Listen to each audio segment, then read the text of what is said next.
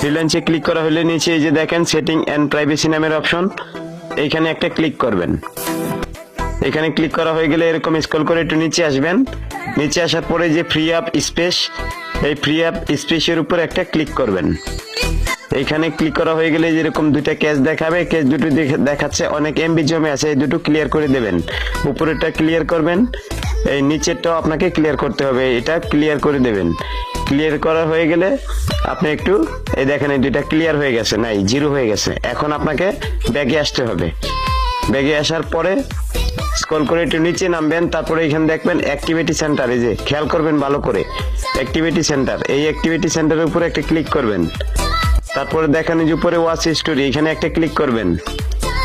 Watch স্টোরিতে একটা click করে আপনাকে প্রবেশ করতে হবে আরেকটা অপশনে। এখানে ক্লিক করা হয়ে গেলে দেখবেন এই যে উপরে সিলেক্ট নামের অপশনে সিলেক্টের উপরে একটা ক্লিক করবেন। তারপর নিচে এই যে অল সিলেক্ট, এখানে ক্লিক করার সাথে সাথে এই যে ডিলিট অপশন আসবে, এখানে ডিলিট করে দেবেন, ওকে হয়ে যাবে।